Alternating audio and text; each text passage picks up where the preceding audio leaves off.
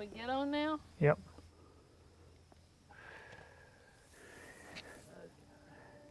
Remember moving this one? I do, and you know it's very, very, very favorite. Yeah, it's one of our favorites. Remember when we had the barge captain? He weighed about 220 pounds. Three rather large ladies got on. When their ankles got wet, they all moved over to the other side. Then they got a little deeper in water, and when they went back to the third side, it flipped them all out, and one lady said, I can't swim, I can't swim. It's only about 4 feet deep there. When she hit the bottom, she said, great. She quit worrying about drowning. Look on the back wall of the cabin where the kids. Yeah, on the back you can see where all the children signed their names after they got through chinking that day on the wet concrete.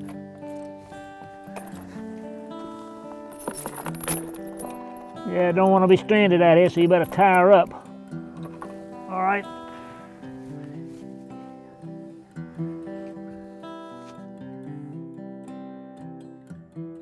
Welcome to the fishing shack.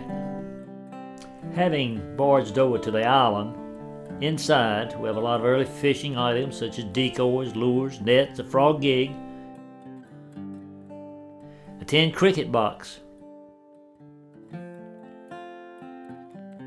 Overhead we see a rattlesnake skin stretched out on a board. A single 1800 slat board,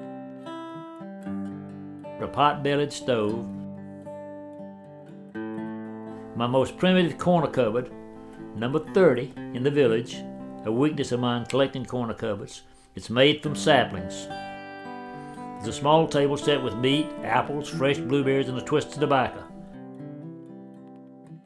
There are a few more items such as an axe, an old worn-out wooden paddle, a nice early oak split fishing basket, which lured fish to swim inside but couldn't return. At the end of the bed on a table, one of my favorite pieces is an old whiskey jug made from a hollowed-out log, very primitive, and of course, full of moonshine made at the Hart Square liquor still. During the festival, sometimes you might find a younger child frying fish on the wood stove that he's just caught from the porch. Come early if you want to visit this fishing shack. You can't get 3,000 plus people across on a small barge in one day. When we did the fishing shack, my wife Becky thought it'd be great if the grandchildren could help do the chinking. Chinking, remember, is we're putting the concrete between the logs. Each one of them signed it. I probably could have done it a whole lot faster by myself, but I wanted my grandchildren to be part of it. As you step around to the back, you can see their names on the back side of the building in the concrete. This cabin sits on an island, and most of the time it's even water underneath the cabin. My two sons, Eric and Keith, call it Donut Island. Okay. You remember what a time we had getting the logs? Had a hard time getting these logs over. We had to swim them over. And these are 18, 20-foot logs of the oak. We couldn't bring my tractor over, so it took 4 of us to get these long logs in place and put back up.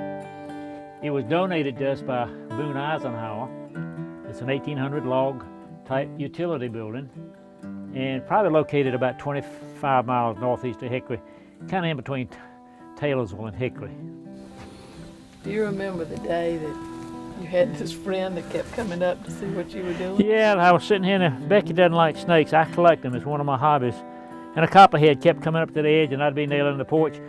And as I tried catching it, it'd go back in the water. About the third time I tried catching it, I almost caught it. My wife was over here, and she screamed, and she made me kill it. I had to go get a shotgun to kill it.